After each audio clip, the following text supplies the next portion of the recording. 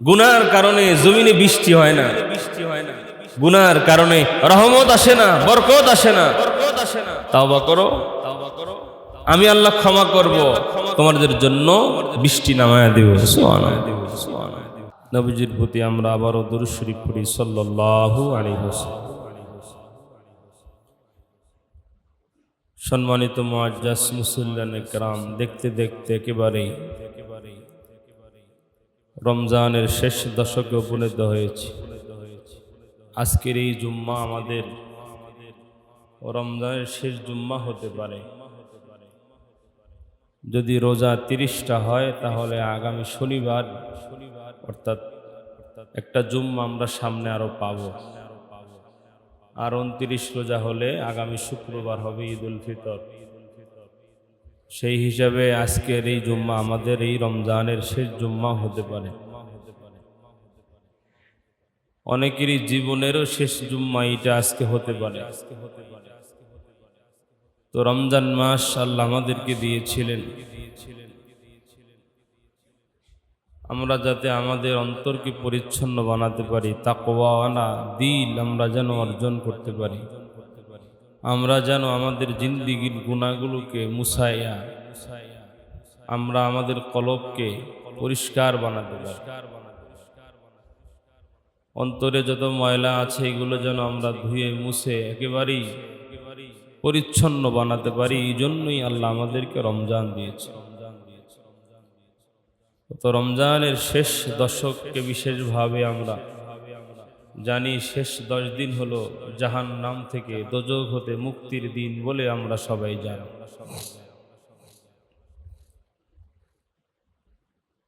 তো একজন মুমিনের জন্য সব থেকে বড় পাওয়া, সে যদি জাহান্নাম থেকে মুক্তি পায়। জাহান্নাম থেকে মুক্তি পেল মানে সে আল্লাহর কাছ থেকে ক্ষমা পেল, আর আল্লাহর কাছ থেকে সে সবচাইতে বড় পুরস্কার পেয়ে গেল। তো জান্নাত পাওয়া পুরস্কার, জাহান্নাম থেকে রেহাই পাওয়া পুরস্কার। আল্লাহ পাক চান তার বান্দাদেরকে জাহান্নাম থেকে মুক্তি দিতে। মানুষ অনেকেই আছে মরার আগেই তার জন্য জাহান্নামের ফয়সালা হয়ে যায়। এক তো আল্লাহ বিচার করবেন হাসরের ময়দানে, কিন্তু দুনিয়ার থেকে যাওয়ার আগেও জাহান্নামের ফয়সালা, জান্নাতের ফয়সালা হয়ে বদ্দিন যারা বেঈমানরা এরকম প্রশ্ন করে, বলে দুনিয়াতে থাকতেই যদি জান্নাত জাহান্নামের ফয়সালা হয় তো হাসরের ময়দানে আবার বিচার হবে কেন? দেখেন, আমরা কে জান্নাতে যাব আর কে জাহান্নামে যাব এটা আল্লাহ জানে কিনা? এটা আমি মারা যাওয়ার আগেও জানে, মারা যাওয়ার পরেও জানে। আমি দুনিয়াতে আসার আগেই আল্লাহ জানে দুনিয়াতে আইসা আমি কি করব। তো কাফের বেঈমানেরা প্রশ্ন করে না যে আল্লাহর হুকুম ছাড়া গাছের পাতাও নাকি লাড়াচাড়া করে না? আমি যে গুনাহ করি, আমি যে চুরি করছি, তা আল্লাহর হুকুম ছাড়া তো আমি চুরি করছি না। আল্লাহর হুকুম ছাড়া যদি গাছের পাতা লাল ওরে তে আমার পা চলে? তো আল্লাহর হুকুম হয়েছে কি তো আমার পা চলছে, আর আমার পা দিয়ে হাইটে গিয়ে আমি চুরি করছি। এটা হলো চোরের যুক্তি। তা আল্লাহর হুকুমে চুরি করলে আবার আমার গুনাহ হবে কেন? মানে এইটা ওর যুক্তি যে ধরছে যে আল্লাহর হুকুম ছাড়া যখন কিছুই হয় না, তা আল্লাহর হুকুম ছাড়া আমি চুরি করলাম কেমনে? যাদের একটু ইমানি দুর্বলতা আছে তারা চিন্তা করবে যে কথা তো ঠিক আছে একদিক দিয়ে, আল্লাহর হুকুম ছাড়া যখন কিছুই হয় না, আল্লাহর হুকুম ছাড়া নাকি মানুষ এক লোকমা খাবার মুখে দিতে পারে না, তাহলে আল্লাহর হুকুম ছাড়া কে চুরি করছে? আর আল্লাহর হুকুমে চুরি করলে সে গুনাহ হবে কেন? এইটা বোঝানোর জন্য ছোট্ট একটা উদাহরণ মাঝে মধ্যে আমি দিয়ে থাকি। বলে এক শিক্ষকের কাছে 2 জন ছাত্র পড়ালেখা করে, প্রাইভেট পড়ে। একজন খুব ভালোভাবে লেখাপড়া করে, আর একজন শুধু বদমাশি টাউটামু করে ঘুরে বেড়ায়, পড়ালেখা করে না। পরীক্ষার আর 2 দিন আছে, শিক্ষক বলতেছে যে ভালো পড়ালেখা করে, ওরে কইতেছে তুই তো এই প্লাস পাবি, আর এই যে গাধা তুই তো ফার্স্ট ডিভিশনে ফেল করবি। এখন আসলে এই পরীক্ষার পরে দেখছে শিক্ষক যা বলছে, যেটা ভালো লেখাপড়া করে ওটা A+ পাইছে, আর যেটা পড়ালেখা করে নাই ওটা ফার্স্ট ডিভিশনে কি করছে, ফেল করছে। এখন হ্যাঁ আন্দোলন করতেছে, এই শিক্ষক বলছে আমি ফেল করব, এই জন্যই তো আমি ফেল করছি। পরীক্ষার আগে শিক্ষক কি বলছে, আমি ফেল করব। শিক্ষক যদি আমার স্যার যদি আমার ফেল করার কথা না কইতো তাহলে আমি ফেল করতাম না। আসলে কি ব্যাপারটা তাই? বলে ব্যাপার তা না, শিক্ষক বলছে জন্য ও ফেল করছে এমনটা না। বলে ও লেখাপড়া করছে না, ওর বিষয়ে শিক্ষক জানে আসলে ও কি করবে না, পাস করবে না। তার মানে শিক্ষক বলছে এই জন্য ফেল করে নাই, ও ফেল করবে শিক্ষক জানার জন্য বলছে। বলে আমি যে চুরি করব, আল্লাহর হুকুম হয়েছে জন্য চুরি করছি এমনটা না। বলে আমি চুরি করব এটা আল্লাহ আগেই জানে। বলে আল্লাহর হুকুম হয়েছে এই জন্য চুরি করি নাই, আমি চুরি করবো জন্য আল্লাহ এটা লিখছে। আমি দুনিয়াতে গিয়ে কি করব কি হব এটা আমার আল্লাহ আগে থেকেই জানে। আল্লাহ বলছে জন্য আমি এটা করছি এমনটা না, আমি করবো জন্য আল্লাহ এটা আমার নামে লিখছে। ভাই তুমি কেন এই ধারণা করলা যে আমি আল্লাহর হুকুমে চুরি করব? তুমি ভালো ধারণা রাখলা না কেন? তুমি এটা ধারণা করলা কেন যে আল্লাহ আমার লেগে চুরি লিখে রাখছে? তুমি এটা ধারণা করো যে আল্লাহ আমার লেগে এটা কর্ম লিখে রাখছে।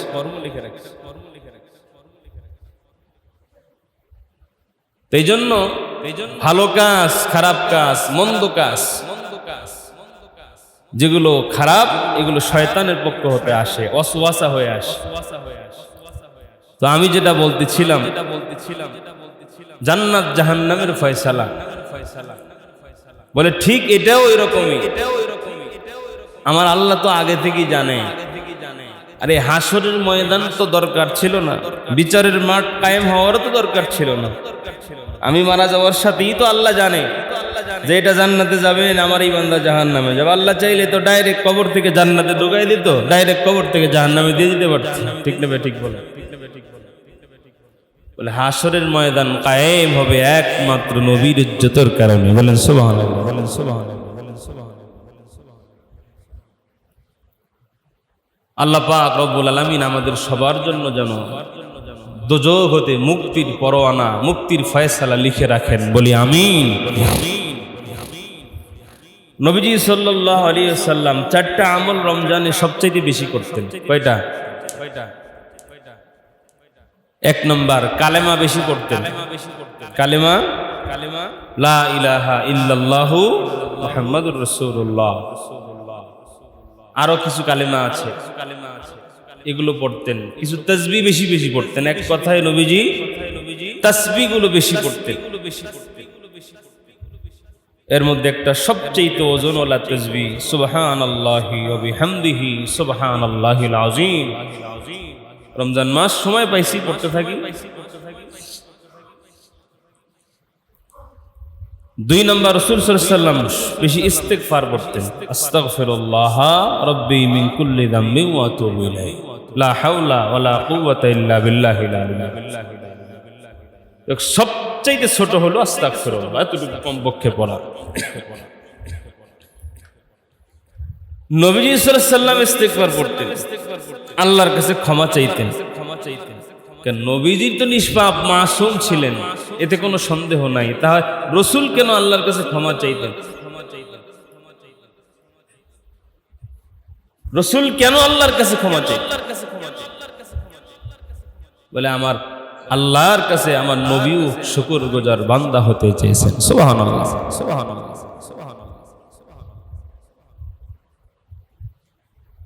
তো এই 2 নম্বর আমল হলো রাসূল সাল্লাল্লাহু আলাইহি ওয়াসাল্লাম সবসময় কি পড়তেন? বেশি বেশি ইস্তিগফার পড়তেন। 1 নম্বর বেশি বেশি কালেমা তাসবিহ পড়তেন। 2 নম্বর বেশি বেশি ইস্তিগফার করতেন, আল্লাহর কাছে ক্ষমা চাইতেন, আল্লাহর কাছে তাওবা করতেন। বলে এই শেষ 10 দিনের এখন আমাদের গুরুত্বপূর্ণ আমল হলো বেশি বেশি তওবা করা। নিজের গুনার জন্য তওবা করা, অপরাধের জন্য অন্তর অনুশোচনা নিয়ে আসা, অনুতপ্ত হয়ে আল্লাহর কাছে বেশি বেশি কান্নাকাটি করা। যে এই বুঝি রমজান চলে যায়, এই বুঝি রমজান চলে যায়, রমজানের সঙ্গে আমার গুনাহ চলে যায় কিনা, এই টেনশন রাখা, বেশি বেশি আল্লাহর কাছে দোয়া করা। আল্লাহ আমাদের সেই তৌফিক দান করেন, বলি আমিন। আর আল্লাহর কাছে যদি কোনো বান্দা ক্ষমা চায়, আল্লাহ ওই বান্দার প্রতি ওই সময় ক্ষমাশীল অবস্থায় থাকেন, বলেন সুবহানাল্লাহ। বলে এমন না যে আল্লাহ রাগ করে থাকেন, বান্দা ক্ষমা চাচ্ছে আর আল্লাহ রাগ করে আছে, এমন না। বান্দা যত গুনাহ করুক, বলে আল্লাহর কাছে যখন বান্দা মাপ চায়, আল্লাহ বলেন ফাকুল তুস্তাগফিরু রাব্বাকুম ইন্নাহু কানা গফফারা। ইস্তাগফিরু, গোলাম ইস্তিগফার করো, আমার কাছে তওবা করো। যে বান্দা যখন আমি আল্লাহর কাছে তওবা করে, ফাকুল তুস্তাগফিরু রাব্বাকুম ইন্নাহু কানা গফফারা, বলে আল্লাহ ওই সময় ক্ষমাশীল অবস্থায় থাকেন। আল্লাহ বলে গোলাম তুই আমাকে ওই সময় ক্ষমাশীল অবস্থায় পেয়ে যাবি। সুবহানাল্লাহ। তওবা কর গোলাম, ইরসিলিস সামা আলাইকুম মিদরারা। গুনার কারণে জমিনে বৃষ্টি হয় না, গুনার কারণে রহমত আসে না, বরকত আসে না। তওবা করো, আমি আল্লাহ ক্ষমা করব, তোমাদের জন্য বৃষ্টি নামায়া দেব। সুবহানাল্লাহ। ওয়ায়ুমদিদকুম বিআমওয়ালিন ওয়া বানিনা ওয়া ইয়াজআল লাকুম জান্নাতিন ওয়া ইয়াজআল লাকুম আনহারা। আমি আল্লাহ তোমাদের সম্পদের মধ্যে বরকত দিব। সুবহানাল্লাহ। অভাব অনটনে আছো, রিজিকের সমস্যায় ভুগছ, তওবা করো, গুনাহ ছাড়ো, আমি আল্লাহ তোমার রিজিকের সমস্যা দূর করে দেব। বিআমওয়ালিন ওয়া বানিনা, সন্তানাদি হচ্ছে না, সন্তানাদি আছে কথা সরে না, সন্তানাদিরা হুকুম মানতেছে না, তোমার গুনার কারণে, গুনার থেকে তওবা করো, আমি আল্লাহ সন্তানের সম্পদে বরকত দিব। ওয়াজআল লাকুম জান্নাতিন ওয়া ইয়াজআল লাকুম আনহার। আমি আল্লাহ তোমার জন্য জান্নাত রেডি করে রাখছি, যেই জান্নাতের নিচ দিয়া নদী প্রবাহমান থাকবে। সুবহানাল্লাহ। বেশি বেশি কি করা? ইস্তিগফার করা, তওবা করা।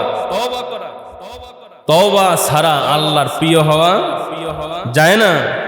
তওবা করলাম মানেই তো মাথা নত করলাম, ক্ষমা চাইলাম মানেই তো মাথা নত করলাম। বলে গোলাম যতক্ষণ মাথা না নোয়াবে, মাথা নত না করবে, ততক্ষণ আল্লাহর কাছে প্রিয় হতে পারবে।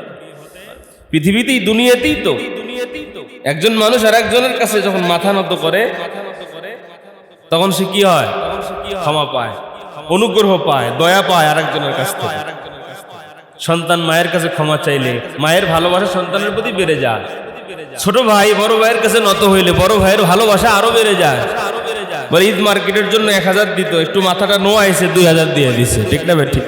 বলে কেন এমন? বলে দয়া বাড়ছে, ভালোবাসা বাড়ছে। বলে ঠিক, আল্লাহর কাছে বান্দা যখন গুনাহ করে হাত উঠে মাথা নত করে যখন তওবা করে, আল্লাহ পাক রব্বুল আলামিনের কুদরতি অন্তরে ওই বান্দার জন্য কোটি কোটি গুণ বেশি ভালোবাসা জন্মে। সুবহানাল্লাহ।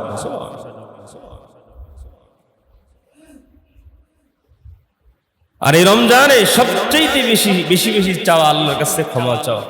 এজন্য স্পেশালি ভাবে নবীজি দোয়া শিখিয়েছেন, আল্লাহুম্মা ইন্নাকা আফুউন তুহিব্বুল আফওয়া ফাআফু আন্নি। সবে কদরের দোয়া বলা হয় এটাকে। বলে শেষ দশকে এই দোয়াটা বেশি বেশি করা, যে হে আল্লাহ আপনি ক্ষমাশীল, নিশ্চয় আপনি ক্ষমাকে ভালোবাসেন, অতএব আমাকে ক্ষমা করে দেন। যারা আরবিতে না পারি বাংলায় বলে দোয়া করতেছেন আল্লাহর কাছে, এমনি দোয়া করে। রমজান মাস চলে যাচ্ছে, আমল একটু বাড়ায়া দেই, কিন্তু আফসোস আমাদের দিন যাচ্ছে, আমল কমতেছে। প্রথম দিন তো আয় হায়, মসজিদে ইমাম সাহেবও ঢুকতে পারে না। মুয়াজ্জিন সাহেব শর্ট কই, শর্ট দেন তাড়াতাড়ি। শর্টেও হয় না, সাদেও হয় না, বারান্দাও হয় না, রাস্তায় মুসল্লি। বলে আস্তে আস্তে দিন যত যায়, মুসল্লির সংখ্যা বের হইয়া শেষে গিয়া ইশার নামাজের রমজান সারা যেই মুসল্লি হের থেকে এক কাতার বেশি থাকে বোনাস হিসেবে রমজান। ঠিক না? ঠিক বল। মূল কথা কি জানে? মূল কথা হলো যে আল্লাহ পাক আটা চালার মতো চালে রমজানে যখন শুরু হয়, আটা চালা যখন চালে না, তখন বড় বড় কিছু থাকলে ওগুলো কিন্তু উপরে থাকে, আর বাকি সব কই যায়? নিচে যায়। দুনিয়ার ক্ষেত্রে নিচে যেগুলো দামি হয়। আটা খেয়াল করেন, আটা চালতেছে আমাদের মায়েরা, নিচে পড়ে, কিন্তু নিচে ওগুলো পড়ে যায়, কিন্তু কাছে থাকে ময়লাগুলা, ঠিক না বেটি? বুকের কাছে কি থাকে? বড় গোলা, ময়লাগুলো কাছে টানে, আরো এদিকে টানে, কুলা দিয়ে ঝাড়ে, এদিকে টানে। বলে রমজান যখন যেতে থাকে আল্লাহ পাক বান্দাদেরকে ছাকতে থাকে, ভাই যেগুলো সিটা বাটা এগুলো আস্তে আস্তে আউট হয়। কি হয়? এগুলো আস্তে আস্তে আউট হয়। যেগুলো সলিড এগুলো শেষ পর্যন্ত টিকে থাকে, ঠিক না ভাই? ঠিক।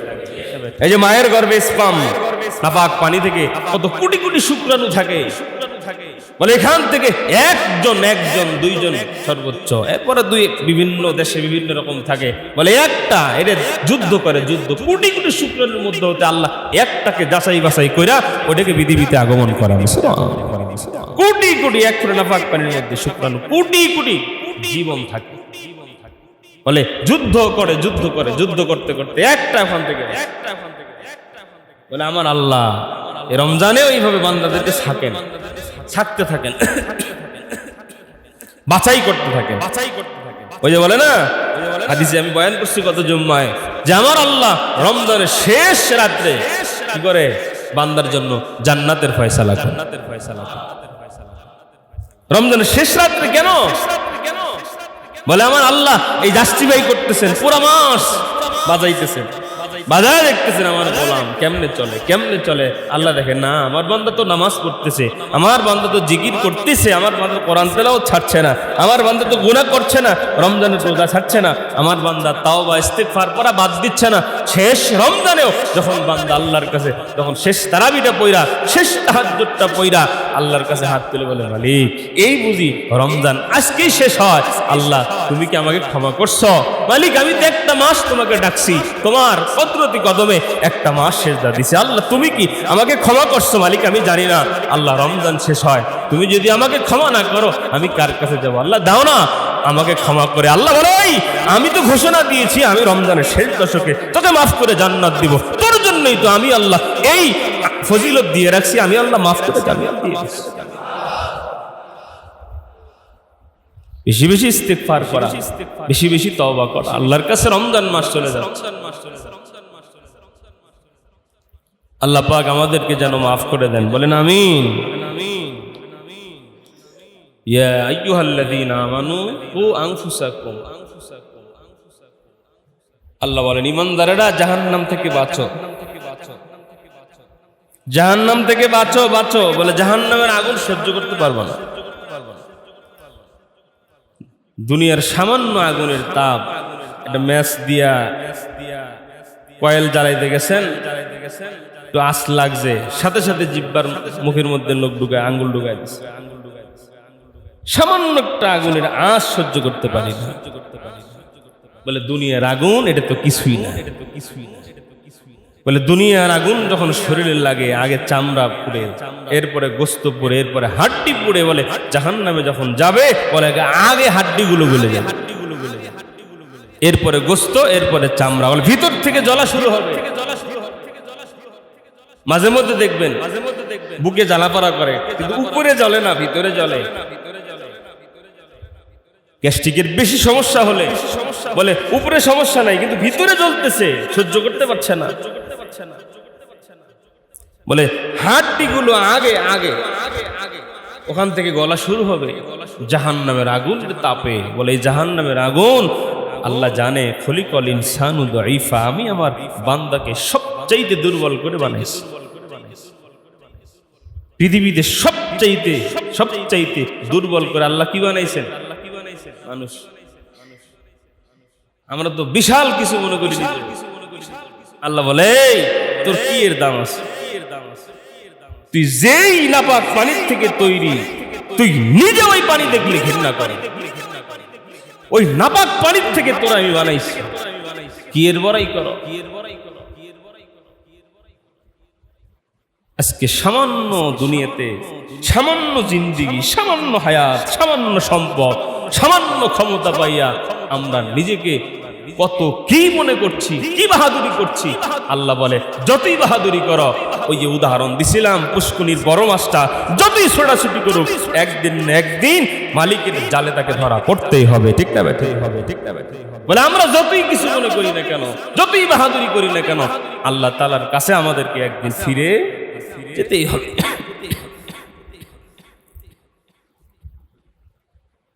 এজন্য এই রমজান আল্লাহ পাক যে আমাদেরকে দিচ্ছেন যাতে আমরা জাহান্নাম থেকে বাঁচতে পারি, জাহান্নাম থেকে পানা পাইতে পারি। কু আনফুসাকুম, বাঁচো জাহান্নাম থেকে, ওয়া আহলিকুম নার, পরিবারকে বাঁচাও জাহান্নাম থেকে। আল্লাহ বলছেন নিজে বাঁচো জাহান্নাম থেকে, আবার পরিবারকে বাঁচাও জাহান্নাম থেকে। কেমনে? ওমর ফারুক রাদিয়াল্লাহু তাআলা আনহু বলেন যে নিজে বাঁচতে হবে আমল করার দ্বারা, নিজে বাঁচতে হবে গুনাহ ছাড়ার দ্বারা, নিজে বাঁচতে হবে আল্লাহর কাছে ক্ষমা চাওয়ার দ্বারা, তাওবা করার দ্বারা, আর সন্তানদেরকে বাঁচাতে হবে ভালো কাজ করার আদেশ করার দ্বারা, নামাজ পড়তে বলে তাদেরকে নামাজের বাধ্য করার দ্বারা। এক কথায় সন্তানদেরকে আদেশের মাধ্যমে ভালো কাজ এগুলো করার আদেশের মাধ্যমে জাহান্নাম থেকে হালকে বাঁচাতে হবে, আর ভালো কাজ করার দ্বারা নিজেকে জাহান্নামের আগুন থেকে বাঁচতে হবে। জাহান্নামের আগুন থেকে বাঁচতে হলে উদখুলু ফিস সিলমি কাফ, আল্লাহ বলে প্রবেশ করো, ঢুকে পড়ো। উদখুলু ফিস সিলমি, কোথায়? বলে ফিস সিলমি মানে ইসলামের মধ্যে, ফিল ইসলাম। কেমনে ঢুকবা? বলে কাফাতান, পরিপূর্ণ ঢুকতে হবে, আংশিক না। আংশিক জিনিসের ভ্যালু নাই, ভ্যালু কম, মূল্য কম। আমাদের মার্কেটে দেখবেন মাঝে মধ্যে কিছু জিনিস পাওয়া যায়, বলে একেবারেই অরিজিনাল না, কয় হুজুর কিছু মিক্স আছে। ঠিক না বেঠিক? একেবারেই অরিজিনাল সুতি না, কিছু মিক্স আছে। ঠিক না কি বেঠিক? বলে আছে না এমন জিনিস? সব আছে। বলে পুরাটাই লোহা না, আংশিক অন্য কিছু মিক্স আছে। বলে আংশিক থাকলে এটার পুরোপুরি মূল্য হয় না। আর যেটা একেবারে অরিজিনাল ব্র্যান্ডের, যার মধ্যে কোনো মিক্স নাই, ওটার দাম, ওটার ভ্যালু, ওটার মূল্য সব সময় একরকম, একেবারেই বাটারের। আমাদের দেশে যেটা বাটারের বলে, বলে এগুলো কোনো কম বেশি নেই। মিক্সিং যেটা থাকে আংশিক, এটার ভ্যালু আল্লাহর কাছে কম। আর কাফাতান, পরিপূর্ণ আল্লাহর আদেশ মান্য যারা করবে, ইসলামে যারা পরিপূর্ণ পূর্ণাঙ্গ রূপে থাকবে, বলে আল্লাহ পাকের কাছে এই বান্দাগুলোর ভ্যালু, দাম অনেক বেশি, আর যার মূল্যায়ন আমার আল্লাহ জান্নাত দ্বারা করবেন। সুবহানাল্লাহ। এজন্য দোস্ত বুজুর্গ, আমরা সকলেই রমজানে বেশি বেশি আমল করার চেষ্টা করি, বেশি বেশি তাওবা করার চেষ্টা করি, বেশি বেশি দান সদকার আমল করার চেষ্টা করি। আমরা যারা জাকাত দিই, যারা ফিতরা দিই, যারা জাকাত দিই না, ফিতরা দিই না, কিন্তু আল্লাহ আমাকে কিছু দিছে, হয়তো জাকাত আমার উপরে আসে নাই, ফিতরা আমার উপরে আসে নাই, কিন্তু আমি চাইলেও 5 টাকা 10 টাকা ফকির মিসকিনকে দিতে পারি। দিবেন? আরে আরেকজনকে দান করলে নিজের অন্তর পরিষ্কার হয়। আরেকজনের থেকে আরেকজনের দিল, এটা অনেকে আছে নিতেই তো বোধ করে যে আরেকজন আমাকে দিবে, আমি এটা নিই না। আরেকজনের জিনিস দিলে আমি এটা গায়ে দিই না, এমন মানুষও আছে। বলে যে নেওয়ার থেকে দেওয়া উত্তম। দান করার ক্ষেত্রে একটা কথা আছে না, যে নিচের হাত থেকে উপরের হাত উত্তম। বলে এটার ব্যাখ্যা কি? বলে যে নিচে যে হাত থাকে সেটা তো নেয়, আর উপরে যে হাত থাকে সেটা তো দেয়। ঠিক না বেঠিক? এই জন্য রাসূল বলছেন যে নিচের হাত থেকে উপরের হাত উত্তম। চেষ্টা করা, 2 টাকা হলেও দেওয়ার চেষ্টা করা, 1 টাকা হলেও দেওয়ার চেষ্টা করা। বলে সোয়াল না করা, সোয়ালের ভানও না করা, এটা হলো নবীর কথা। আর আমাদের দেশে যদি কেউ একজন অসুস্থ হয়, একবার অভাবে পড়ে, এর অভাব, এ যদি হাতটা পাতা শিখে, তাহলে এর অভাব আর কিয়ামত পর্যন্ত যতদিন হায়াত আছে ফুরাইতো না। ঠিক না বেঠিক? মানে চাওয়া শিখছে যখন না, এক ধরেন যে আজ থেকে 20 বছর আগে রোগ হয়েছে, এখন অভাব বলে এখন মসজিদে গিয়ে হাত বাড়াইছে, মসজিদে হাত বাড়াইছে জুমার সময়, বলে যে 1-1.5 মুসল্লি, এর মধ্যে 100 জনও যদি 10 টাকা করে দেয়, তা তো মোটামুটি ভালো টাকা। বলে দেখে যে হায় হায়, তাহলে হাতটা দিলাম নামাজের পরে 10টা মিনিটে 1000-2000 টাকা, হায় হায় করছি কি বাপরে বাপ। ব্যবসায়ী পারবে না। এই যে কিছু কিছু আছে, এই দেওয়ার রোগ, ওই সার্টিফিকেট খালি নেয় আর মসজিদে ঘুরে সারা জীবন পার করে। এমন সওয়ালকারী আছে না? এমন লোক আমি পাইছি যে এক মা ওরে 2 বার মাইরে আমার কাছে টাকা নিতে আসে। একবার আসছে মা অসুস্থ, মারা গেছে, এক মসজিদে ছিলাম, আর এক মসজিদে গেছি মালিবাগে, বলে দেখি যে হেই বেড়া আবার এর মাও মারা গেছে, আবার হেই কথা কয়ে ঠেয়া উঠাইতে আসে। ও তো আমার ফেস চিনে নাই, কারণ এ তো সব মসজিদে যায়, কয়ভাবে চেহারা মনে রাখে না। আমি যে মসজিদ শেষ করে আর এক জায়গায় গেছি এ তো তার জানে না। ধৈরে বাইন্দে মায়ের হুজুর ভুল হয়েছে, ভুল হয়েছে ঠিক আছে, তোর মারে মারলি 2 বার, মরা মারে কয়বার মারছস আল্লাহ জানে, আমার কাছে তো 2 বার, আরো যে কত হাজার বার কত শোবার তোর মারে তুই মারছস, ঠিক আছে? সোয়াল করা, ভিক্ষা জিনিসটা খুব খারাপ। এই জন্যই তো নবীজি বলছেন যে সুস্থ সবল ব্যক্তি, এটা মাথায় রাখবেন সারা জীবন, সুস্থ সবল, হাঁটা চলা করতে পারে, চাইলেও কাজ করতে পারে, চাইলেও এক জায়গায় বসে পানের দোকানদার পান বিক্রি করতে পারে। কি পান বিক্রি করে মানুষ চলে না? চাইলেও এক জায়গায় বসে কিছু একটা করতে পারবে, হাঁটতে চলতে পারে, এমন লোককে বলে ভিক্ষা দেওয়া, খয়রাত দেওয়া জায়েজ নয়। বলে প্রতিবন্ধী, অসহায়, দুস্থ, বৃদ্ধ, অসহায়, চলতে পারে না, ছেলে মেয়ে আছে কিন্তু ভাত পোশাক দেয় না, এখন চাইলেও সে কাজ করতে পারে। অনেক সময় দেখবেন কত সুস্থ মহিলা ভিক্ষা করতেছে, অথচ বাসা বাড়িতে একবার আইসে একটু তরকারি কাটিয়ে দিয়ে যাবে, মাসে 2000 টাকা দেবে, এই লোকটা পাওয়া যায় না। ঠিক না ঠিক বলেন? বলে কেন? তুমি তো 2000 দিবা, হাতে তো বাজারে, বাংলা বাজারে হাত পাতলেই 5 টাকা করেও যদি ও দেয়, 2 হাটে ওর 30,000 হয়। আবার কি 5 টাকা দিলে 5 টাকা নিই না, কথা কন না খায়। একদিন আমি আমার কাছে খুচরা নাই, তো 5 টাকা দিছি, তোকে 5 টাকা নেই না। আমি বললাম আম্মা আমার 100 টাকা দেন। আমি দিব, আমি বললাম তুমি তো আমার সাথে বড় লোক। কেমনে? আমি বললাম যে আমি 5 টাকা দেওয়ার ক্ষমতা রাখি, তুমি 5 টাকা নেও না, তুমি আমার তো বড় লোক না? আমার 5 টাকা দেওয়ার ক্ষমতা আছে, তুমি তো 5 টাকা নেও না, তার মানে তোমার আরো চাহিদা বেশি, তুমি আরো বেশি বড় লোক, তুমি আমাকে 100 টাকা দাও, আমি 1 কেজি বেগুন নিয়ে যাই। এই যে আমাদের এই যে রাসূল এই জন্যই বলছেন যে সুস্থ সবল ব্যক্তিকে ভিক্ষা দেবেন না, ভিক্ষা দেবেন না। আপনার সামনে যে সুস্থ সবল কেউ দাঁড়াই দেবেন, হ্যাঁ অসহায় আসছে, প্রয়োজনে নিজের কাছে নাই, বন্ধুর থেকে 10 টাকা নিয়ে দেন। যে অসহায় আসলেই অভাবী তাকে দেন, সমস্যা নাই। একজন লোক অসুস্থ, আপনার কাছে কাগজপত্র নিয়ে আসছে, সাহায্য করেন। কারণ আমাদের এই দেশে এমন একটা পরিস্থিতি, বলে ধান্দাবাজদের কারণে, বলে যারা অরিজিনালি ভিক্ষুক, অরিজিনালি অভাবী, এরা টিয়া পায় না। ধান্দাবাজ তো চতুর্দিকে ধান্দামি করে, আর যেটা ভালো মানুষ অসহায় আসলে সে তো বয়ে থাকে চুপচাপ।